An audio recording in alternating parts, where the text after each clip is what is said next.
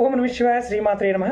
మిత్రులకి, శ్రేభిలాషులకి, అలాగే నన్ను ఇంతగా ఆదరిస్తున్న యూట్యూబ్ ప్రేక్షకులందరికీ కూడా పేరు పేరు ధన్యవాదాలు. మిత్రులారా, మీ అందరికీ పరాదేవత ఎల్లవెల్లలా మీతో ఉండి మీ మనోవాంఛ నెరవేర్చాలని మనస్ఫూర్తిగా కోరుకుంటున్నాను. మీ అందరికీ తెలుగు నూతన సంవత్సర శుభాకాంక్షలు. ఉగాది మనం చాలామంది అడిగారు, ఉగాది గురించి మీరు ప్రత్యేకించి అసలు ఉగాది ఎలా చేసుకోవాలి, దాని విశిష్టత ఏంటి చెప్పండి, ఏ విధంగా చేస్తే ఎటువంటి ఫలితాలు కలుగుతాయి చాలామంది అడిగారు. ఉగాదిని ఎలా చేయాలి, మన శాస్త్రంలో ఎలా ఉంది, మనం ఎలా చేసుకుంటే మంచి ఫలితాలు కలుగుతాయో ఈ వీడియో తెలుసుకుందాం. అందరికీ, మీ కుటుంబ సభ్యులందరికీ పేరు పేరున మరొకసారి ఉగాది శుభాకాంక్షలు. మనం ఈ ఉగాది అనేది ప్రత్యేకించి, అంటే ఇతర వ్రతాలు పండగల్లా కాకుండా, అంటే మనం వ్రతాలు ఇవన్నీ ఎలా ఉంటాయంటే ఒక దేవతను ఉద్దేశించి చేసేదిగా ఉంటుంది. ఉగాది అలా కాదు, అనంతమైన కాలాన్ని, అంటే మనం కొత్త సంవత్సరం లెక్క పెట్టుకోవడానికి, అంటే మనకి ఈజీగా లెక్క పెట్టుకోవడానికి మనం సంవత్సరాది కాలాన్ని మనం ఇష్టదైవానుసారంగా, అంటే ఎలా భావిస్తాము, మనం ఉగాదిని మన ఇష్టదైవ స్వరూపంగాను, అంటే మనం ఎవరినైతే ఆరాధిస్తామో అలాగాను, అలాగే సకల దేవతా స్వరూపంగా కూడా భావించి మనం ఈ సంవత్సర కాల భవిష్యత్తు ముందుగా తెలుసుకొని ఆ సమయాల్లో మనం భగవంతుడి కోసం, అంటే దైవ అనుగ్రహ ప్రాప్తి కోసం మనం ఏం చేయాలి, ఎలాంటి సాధనలు మనం చేయాలి, ఆ సాధన చేసి ఎలా సిద్ధపరచుకోవాలి అనే ఒక చక్కని ప్రణాళిక ఉగాది. అంటే దాన్నే మనం పంచాంగం అంటున్నాం. ఉగాదికి ఉన్న అత్యంత విశిష్టత అదే. అందులో రెండోది మనకి కాలానుగుణంగా, ఒకప్పుడు మార్గశిర మాసంతోనూ, వైశాఖ మాసంతోనూ, కార్తీక మాసంతోనూ, ఆశ్వీజంతో కూడా అనేక విధాలుగా మనకి సంవత్సరాలు ప్రారంభమయ్యాయనే విశేషాలు మన పురాణాల్లోనూ గ్రంథాల్లో కనిపిస్తుంది.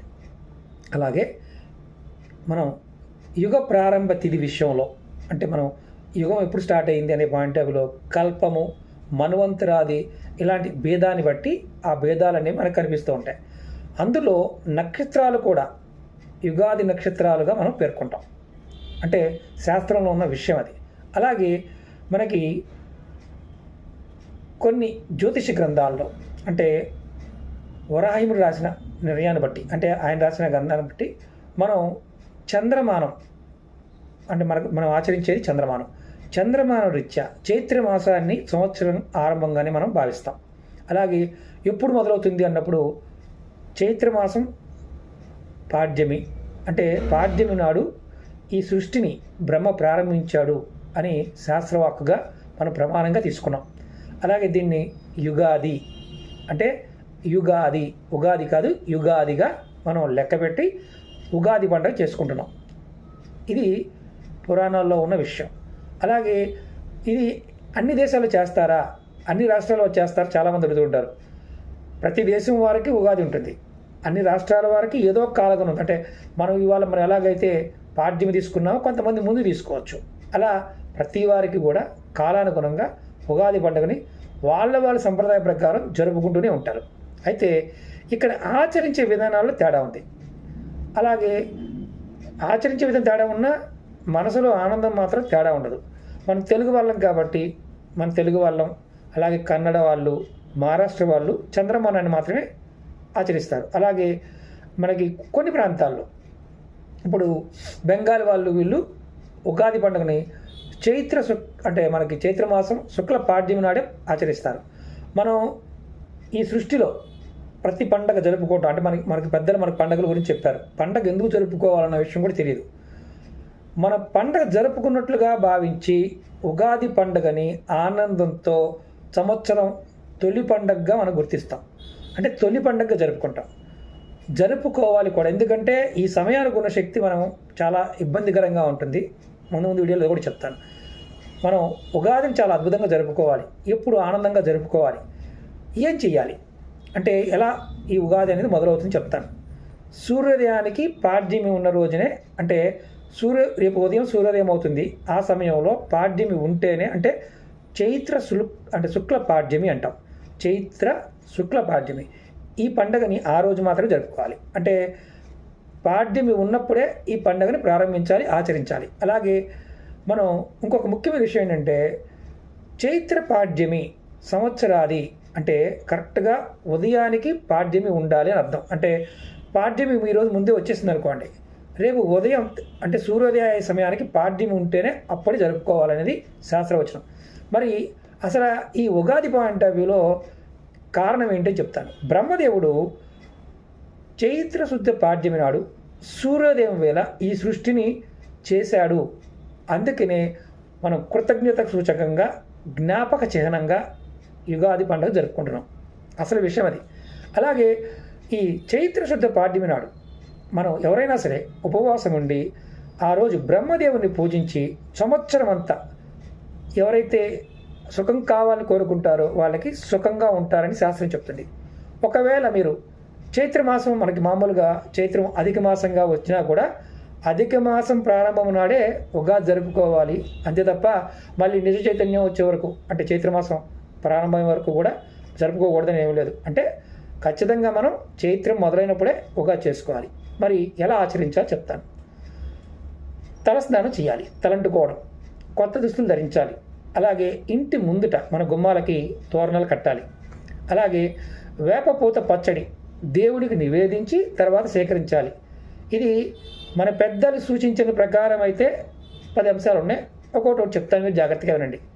పాయింట్ నెంబర్ 1, ప్రతి ఇంట్లో ధ్వజారోహణ చేయాలి. ప్రస్తుతం మన దగ్గర చేయరు, మహారాష్ట్రలో చేస్తుంటారు.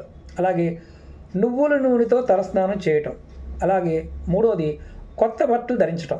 4వది దవనం అని దొరుకుతుంది, దవనంతో బ్రహ్మను పూజించాలి. మంచి సువాసన ఉంటుంది, తెలుపుగా ఉంటుంది, పచ్చగా ఉంటుంది, కొంచెం తక్కువ ఉంటుంది, కానీ మంచి సువాసన ఉంటుంది. దానితో బ్రహ్మదేవుని పూజించాలి. ఎక్కడ దొరుకుతుంది గురువుగారు అంటే నర్సరీలో దొరుకుతుంది.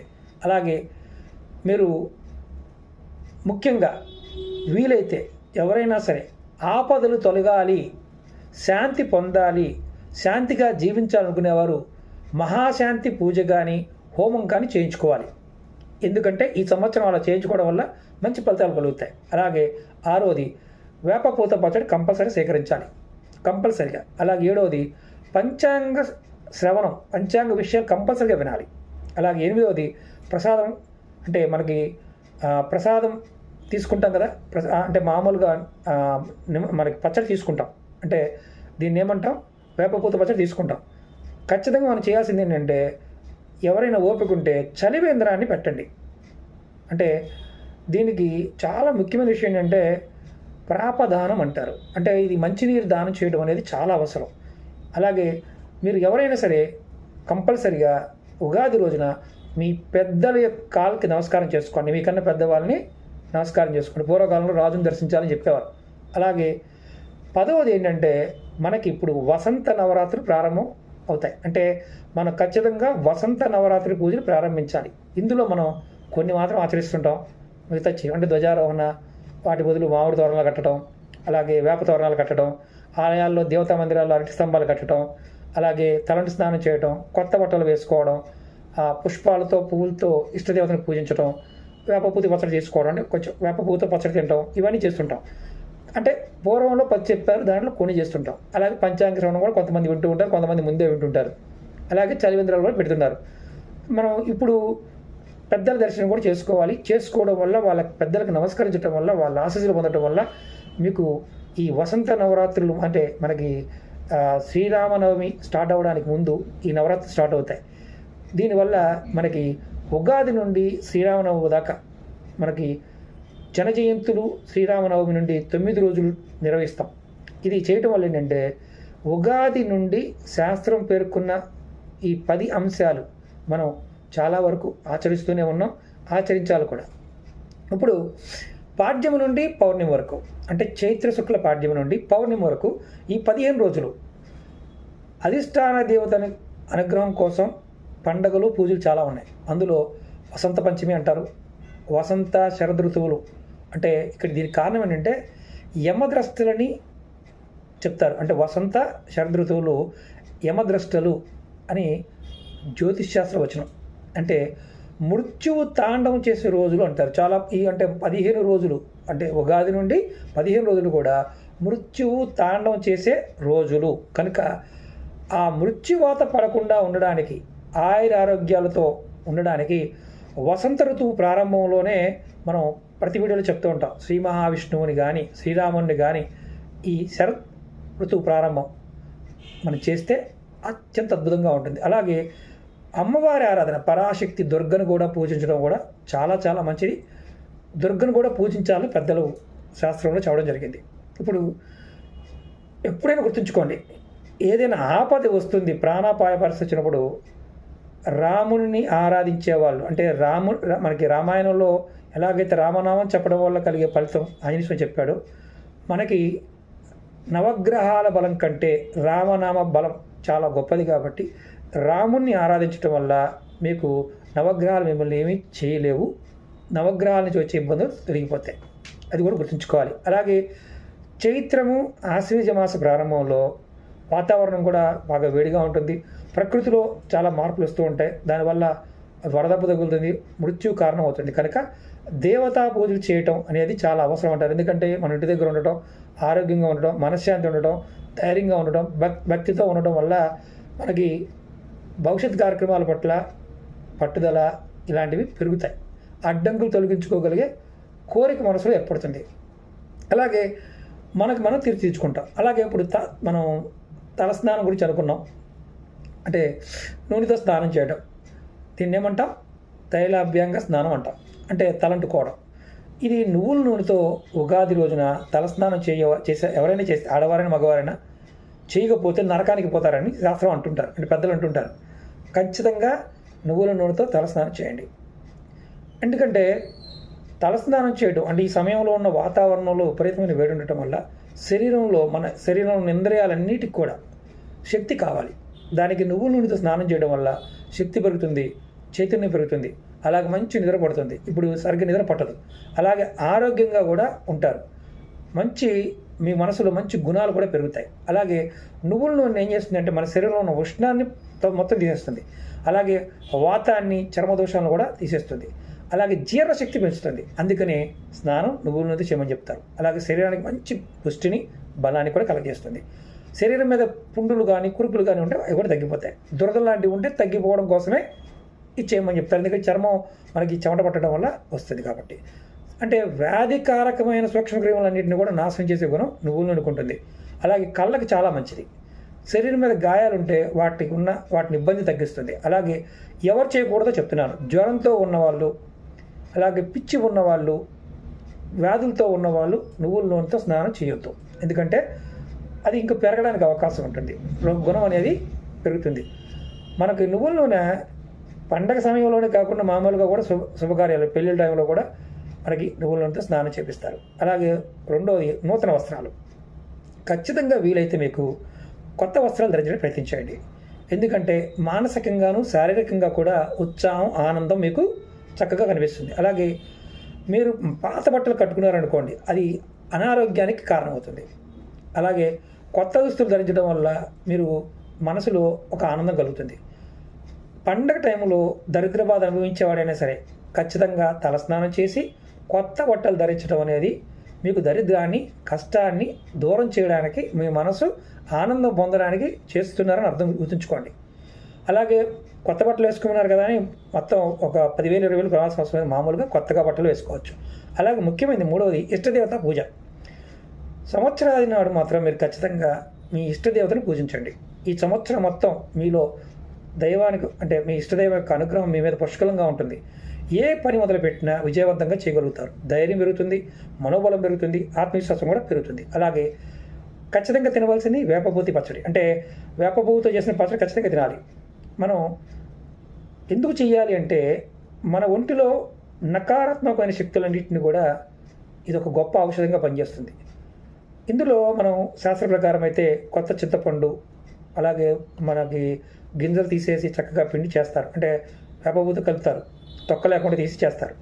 గుజ్జు తయారు చేసి దాంట్లో కొంచెం ఈ మామిడికాయ పిందెలు ఇలాంటివి కూడా వేస్తారు, బెల్లం కూడా వేస్తారు, కొంతమంది చెరుకుగళ్ళు వేస్తారు, కొంతమంది అరటిపండు వేస్తారు, కొంతమంది నెయ్యి వేస్తారు. ఇవన్నీ కలిపి దేవుడికి నైవేద్యంగా పెట్టి ఉదయాన్నే పరగడుపుని స్వీకరించాలి. పరగడుపుని ఇంక టిఫిన్లు చేసి తీసుకోకూడదు, పరగడుపుని తీసుకోవాలి. దానివల్ల కడుపులో ఉండే మొత్తం సమస్యలను తగ్గడానికి అద్భుతమైన పనిచేస్తుంది. దీనివల్ల ఏంటంటే ఆ సమయంలో తీసుకోవడం వల్ల 100 సంవత్సరాల ఆయుష్ పెరుగుతుంది అంటారు. అంటే మీకు 100 ఏళ్ళ ఆయుష్ వస్తుందని చెప్తారు. అలాగే శరీరం కూడా వజ్ర సమానమైన దేహం ఏర్పడుతుంది శాస్త్రం చెప్తుంది. అలాగే మీకు ఈ పచ్చడి సేకరించడం వల్ల సర్వ సంపదలు చేకూరుతాయి. సంవత్సరం అంతా సుఖంగా ఉంటారని పెద్దల సూచన. ఇది మామూలు విషయం కాదు. అలాగే మనం ఇందుట్లో బెల్లము ఇవన్నీ కొత్తగా వస్తాయి, అంటే పంట వస్తుంది కాబట్టి అవి మనం ఆ టయానికి వాటికి ఉన్న కొంత అనారోగ్య సమస్య, అంటే కొంత అనారోగ్యమైన కలిగించే లక్షణాలు తొలగిపోతాయి. ముందు తినకూడదు అంటారు. అందుకని రెండోది ఇక్కడ ముఖ్యంగా ఒకటి ఏంటంటే, కొంతమంది కొన్ని ప్రాంతాల్లో పచ్చిమిరపకాయలు, కారము, మసాలా దినుసులు కూడా వేస్తుంటారు. అవి ఉగాది పచ్చళ్ళలో మసాలా దినుసులు, ఉప్పు అసలు వాడకూడదు, అది గుర్తుంచుకోండి. అలాగే వేప పువ్వు, బెల్లము, చింతపండు ఇవి కలిపి తీసుకోవడం వల్ల ఏంటంటే మనకి రోగాలు తగ్గించుకోవడానికి ఒక మంచి అవకాశం. అంటే ఇవి ఆరోగ్యాన్ని కాపాడడం కోసమే మనకి ఉపయోగపడతాయి అన్నమాట. అలాగే వేప పువ్వు చేదుగా ఉంటుంది, రుచిగా ఉంటుంది. మన శరీరంలో ముక్కుకు సంబంధించి అంటే మనకి దగ్గు వచ్చి తోడు వస్తుంది కదా, పైత్యము ఇలాంటి వాటిని తగ్గించడానికి, కుష్టి వ్యాధికి మందుగా కూడా పనిచేస్తుంది. కుష్టి వ్యాధి కూడా పోగొడుతుంది. నాలుకకి ఎవరికైనా రుచి లేదంటే వేప పువ్వు తినటం వల్ల ఆ జ్ఞానం తెలుస్తుంది. వాతాన్ని తగ్గిస్తుంది. వేప పువ్వుని ఎవరైనా సరే నూనెతో కానీ నెయ్యితో కానీ తీసుకుంటే చాలా మంచిది. అంటే వేయించి తీసుకోవాలి. ఉప్పు కారం కలిపి అన్నంతో కూడా సేకరిస్తే ఆరోగ్యానికి మంచిది. మనకి వేప చెట్టు గాలి, వేపాకులు, వేప నూనె, ఇలా వేప సంబంధం అన్నీ కూడా ఆరోగ్యానికి మంచి చేస్తాయి. బెల్లం జ్వరాన్ని, కడుపు నొప్పిని, ఉదర రోగాల్ని, వాతాన్ని పోగొడుతుంది. అలాగే ఒంటిలో మనకి ఏదైనా నీరు చేరితే తగ్గిస్తుంది, నీరసాన్ని తగ్గిస్తుంది. కొత్త బెల్లం ఆరోగ్యానికి మంచిది కాదు కాబట్టి కొంత బెల్లం ముందే పట్టేస్తారు, తర్వాత ఉగాదికి వాడతారు. కనుక ఉగాది సమయానికి ఆ దోషం పోతుంది, పాతబడిపోతుంది. కాబట్టి ఇది పచ్చలో కలుపుతారు. చాలా ఆరోగ్యంగా ఉండడానికి ఉపయోగపడుతుంది. గుండె దడ ఉన్నవారు కూడా ఆ గుండె దడ కూడా తగ్గిస్తుంది. కడుపులో మంటను తగ్గిస్తుంది, నిద్ర పట్టే విధంగా చేస్తుంది. కానీ బెల్లాన్ని కూడా అతిగా తీసుకోకూడదు. చింతపండు, కొత్త చింతపండు ఎవరైనా సరే ఉగాది నుండి ప్రారంభిస్తే ఆ రోజు నుంచి వాడడానికి గల కారణం ఏంటంటే, కనీసం 2 నుంచి 3 నెలలు గడపాలి. అంటే ఒక కాయ ఉంచి తీసిన తర్వాత 2 నుంచి 3 నెలలు దాన్ని అలా ఉండాలి. అంటే లేకపోతే ఏమవుతుంది, వాసన చేస్తుంది. చింతపండు ఏం చేస్తుందంటే ఉష్ణాన్ని తగ్గిస్తుంది. అలాగే పైత్యాన్ని, శ్లేషాన్ని కూడా తగ్గిస్తుంది. మనకి బడలిక వల్ల ఏర్పడే జ్వరాన్ని కూడా తగ్గిస్తుంది. హృదయానికి, గుండెకి బలాన్ని కలిగిస్తుంది. జీర్ణశక్తిని పెంచుతుంది. అలాగని చెప్పి మంచిది కదా తెగ తినకూడదు, తింటే చాలా ఇబ్బందులు వస్తాయి. నెయ్యి మనకు ఆవు నెయ్యి కానీ గేదె నెయ్యి కానీ, ఆవు నెయ్యి చేస్తాం. ఆరోగ్యాలు కావాలనుకునే వాడికి ఎవరికైనా సరే ఆవు నెయ్యి ఇస్తుంది. కంటికి చాలా మంచిది. జీర్ణశక్తి బాగా పనిచేస్తుంది. బుద్ధి బలాన్ని ఇస్తుంది. శరీరాన్ని కాంతిని ఇస్తుంది. విషాన్ని కూడా హరిస్తుంది. ఎవరికైనా పిచ్చి పట్టినట్టు ప్రవర్తించే వాళ్ళు నెయ్యి తింటూ ఉంటే తగ్గుతుంది. రక్తానికి సంబంధించిన రక్తంలో ఉన్న మలినాలను కూడా శుభ్రపరుస్తుంది. మీ శరీరంలో కాంతి పెంచుతుంది, మీ ఆరాశక్తి పెంచుతుంది. అది కూడా నెయ్యి కూడా మితిమీరి వాడకూడదు. అలాగే మామిడి పిందెలు ఎందుకు తినాలి? అసలు వడదెబ్బను తగ్గించడానికి తినాలి. మనం ఇవన్నీ కలిపి చేస్తాం కదా, అందులో ఈ మామిడి పిందెలు త్వరగా మనకి వేడిని తగ్గిస్తాయి. మామిడికాయ వేడిని తగ్గిస్తుంది. అలా ఎక్కువగా తింటే సెగట్లు కూడా వస్తాయి, వేడిని పెంచుతుంది. ఖచ్చితంగా ఉగాది నాడు వేపపూతని, అంటే వేపపూతతో చేసిన పచ్చడిని సేవించడం ఆరోగ్యానికి మంచిది. అలాగే జ్యోతిష్ శాస్త్రం ప్రకారం ఉగాదికి మనకి, అంటే ఉగాది నాటికి, అంటే మనకి ఈరోజు రేపటి నుండి చైత్రంలో రవి సంచరించే నక్షత్ర ప్రభావం మనుషులపై అధికంగా ఉంటుంది. అంటే మనకి రవి అంటే సూర్యుడి యొక్క ప్రభావం. ఈ మాసంలో రవి మేషరాశిలో సంచరిస్తాడు.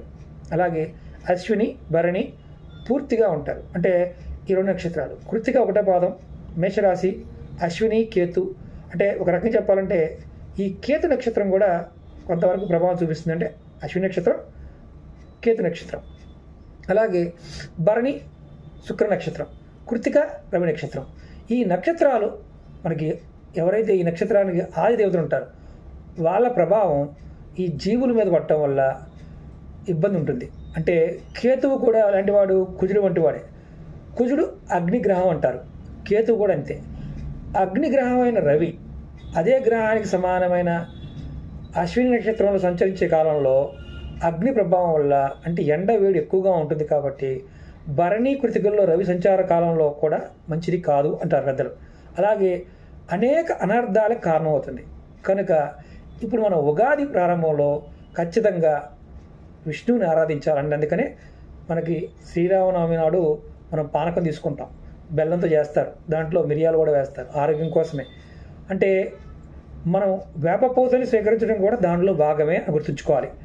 వేపపూత స్వీకరించడం వల్ల అంటే మానసికంగాను భౌతికంగాను ప్రశాంతంగా మనకి ఉండడానికి ఇది ఉపయోగపడుతుంది. అలాగే రవి సంచారం వల్ల కలిగే దోషాలు కూడా తొలగిపోతాయి. అలాగే రోగాలు, మన ఒంటి మీద ఏదైనా రోగాలు ఉన్నాయనుకోండి, ఆ రోగాలు కూడా మనకి విముక్తి కలుగుతాయి. అలాగే ఉగాది నాడు పంచి పల్లవులతో స్నానం చేయమని శాస్త్రం చెప్తుంది. అంటే ఉగాది నాడు మర్రి ఆకు, మామిడి ఆకు, నేరేడు ఆకు, మేడి ఆకు, జువ్వి ఆకు, మళ్ళీ చెప్తాను, మర్రి ఆకు, మామిడి ఆకు, నేరేడు ఆకు, మేడి ఆకు, జువ్వి ఆకు, వీటిని పంచి పల్లవాలు అంటారు. ఈ ఆకులు నీళ్ళల్లో నానబెట్టి ఆ నీటితో మీరు పైనుంచి కింద వరకు స్నానం చేస్తే, తలస్నానం చేస్తే, ఆ నీటిలో ఉన్న శక్తి వల్ల మీరు మీ కంటికి సంబంధించి మీ మెదడుకు సంబంధించిన ఏదైనా ఇబ్బందులు ఉంటే తొలగిపోతాయి. చాలా మంచిదని కూడా శాస్త్రం చెప్తుంది. అలాగే మన ఉగాది ఎప్పుడు ప్రారంభమైంది అంటే అతి పురాతనమైంది, దాదాపుగా 197 కోట్ల సంవత్సరాల ప్రాచీనమైనదిగా చెప్తుంది శాస్త్రం చెప్తుంది. భగవద్గీత, ఉగాది పండుగ రెండు సమాన ప్రాచీనమైనవి అని శాస్త్రం చెప్తున్న మాట. అలాగే ఈ రోజున పంచాంగ శ్రవణం, ఉగాది నాడు ముఖ్యమైన విషయం ఏంటంటే వేపపూత పచ్చడి తీసుకోవడం, అలాగే పంచాంగ శ్రవణం కూడా వినడం చాలా ముఖ్యమైనది. ఎందుకంటే తిథి, వారం, నక్షత్రం, యోగం, కరణం అనే 5 అంగాల మీద పంచాంగం ఉంటుంది. ఉగాది నాడు సంవత్సరం పంచాంగాన్ని మనం ఎలా భావించాలంటే మహావిష్ణు స్వరూపంగా భావించి పూజించాలి పంచాంగాన్ని. తర్వాత సాయం సమయంలో పంచాంగ శ్రవణం ఎక్కడైనా దేవాలయాలు జరుగుతుంటే ఖచ్చితంగా వినాలి. పంచాంగంలోని మనకి ఏదైతే ప్రయోజనాలు ఉన్నాయో అది తెలుసుకుందాం. 1, సంపద కోరేవాడు తిథి విషయమై జాగ్రత్తగా వహించాలి. అంటే ఎవరికైనా డబ్బు కావాలి, బిజినెస్ బాగా నడవాలంటే ఖచ్చితంగా తిథి విషయాన్ని జాగ్రత్తగా వహించాలి. అలాగే 2వది, ఆయుష్ కోరుకునేవాళ్ళు, అంటే దీర్ఘాయుష్ కావాలనుకునేవారు కంపల్సరిగా, అంటే మనకి ఎప్పుడు అంటే దీర్ఘాయుష్ అంటే ఏంటంటే ఎక్కువ కాలం బతకాలి అని కోరుకునేవాళ్ళు. అలాగే పాప విముక్తి, అంటే నేను పాపాలు చేయకుండా పాపాల నుంచి బయటపడాలని కోరుకునే వాళ్ళు నక్షత్ర విషయంలో జాగ్రత్తగా తీసుకోవాలి. అంటే సంపద విషయంలో తిథి చూడాలి, దీర్ఘాయుష్ కావాలన్నా పాప విముక్తి కలగాలన్నా నక్షత్ర విషయం చూసుకోవాలి. అలాగే రోగాలు రాకుండా కోరుకునేవాడు, అంటే మనకి మామూలుగా నాకు ఏ రోగం రాకూడదు అన్నప్పుడు యోగ విషయంలో చూసుకోవాలి. అలాగే కార్యసిద్ధి, నేను ఏ పని చేసినా ఆ కార్యం పూర్తవ్వాలని కోరుకునేవాడు కరణం విషయంలో జాగ్రత్త వహించాలి. ఈ 5 విషయాలు మనం జాగ్రత్తగా భావించాలి. అంటే ఏ పని చేసినా పంచాంగ శుద్ధి అనగా తిథి, వారము, నక్షత్రాదులు, ఈ శుభాలు, అనుకూలతలు చూసుకొని చేసుకోవాలి అని చెప్పడమే పంచాంగానికి లక్షణం. అలాగే గ్రహాలు, నక్షత్రాదుల ప్రభావం మనం తెలుసుకొని ప్రవర్తిస్తే మాత్రం జీవితంలో సుఖశాంతులతో వర్ధిల్లుతాం. ఇందుకు మనం చూసుకోవాల్సింది పంచాంగం. ఇది చాలా అవసరం. చాలామంది ఏంటంటే నెలఫలాలు, వారఫలాలు, దినఫలాలు చూసుకుంటున్నాం కదా గురువుగారు చాలా అనుకుంటారు. అవి కాదు. మీరు పంచాంగం అనేది ఖచ్చితంగా ఉగాది రోజు సాయంత్రం దేవాలయంలో ఎక్కడైనా వినటం, ఈ 5 విషయాలని పాటించినట్లయితే మీకు ఎటువంటి ఇబ్బందులు రావు. అలాగే ఈ పంచాంగ విషయం తెలుసుకోవడంలో కూడా మన మానసికంగా ఏంటంటే డబ్బు గురించి ఇలా ఆలోచిస్తుంటాం. మనం ఈ సంవత్సరం మొత్తం అంటే ఉగాది దగ్గర నుంచి వచ్చే ఉగాది వరకు తెలుసుకోవడం తప్పులేదు. కానీ ఈ ఉగాది రాకముందే ఉగాది గురించి తెలుసుకున్నాం అనుకోండి, దానివల్ల ఎటువంటి ప్రయోజనం ఉండదు. అంటే మనం ఒక సంవత్సరం ముందుగా తెలుసుకుంటున్నాం మన జీవితాన్ని, దాన్ని తగ్గట్టుగా కార్యక్రమాలు కావచ్చు, పనులు కావచ్చు, మనం నిర్ణయించుకోవడానికే ఈ పంచాంగ శ్రవణం వినాలి. అలాగే మనం ముఖ్యంగా గ్రహాలు, నక్షత్రాలు అంటే ఎలా సంచరిస్తున్నాయి, వాటి ఫలాలు లెక్క పెట్టుకొని గ్రహించి మన కర్తవ్య బోధన, అంటే మనం ఏం చేయకూడదు, ఏం చేయాలనేది చెప్పటమే పంచాంగానికి ఉన్న లక్షణం. అలాగే జీవన ప్రమాణంలో అంటే మనం ఏంటంటే మన ఆయుష్ పాయింట్ ఆఫ్ వ్యూలోనూ మనం ఖచ్చితంగా ఏం చేయాలి, ఎలా చేయాలనేది దేవతారాధనతో మొదలు పెట్టాలనేది దాని ముఖ్య ఉద్దేశం. మనకి సుఖము, దుఃఖము, కష్టము ఇవన్నీ సహజంగా వస్తూనే ఉంటాయి, ఎందుకంటే పుట్టాం కాబట్టి అనుభవిస్తూ ఉంటాం. ఇవి పంచాంగ శ్రవణం ఉండడం వల్ల, ఆ రోజున వినడం వల్ల చాలా వరకు చాలా మంచి జరుగుతుంది అని శాస్త్రం చెప్తుంది. అలాగే ఇప్పుడు మనం ఇందులో ముఖ్యమైన విషయం గుర్తుంచుకోవాలి, ధర్మాన్ని మనం రక్షిస్తే ధర్మం మనల్ని రక్షిస్తుందని పెద్దల మాట.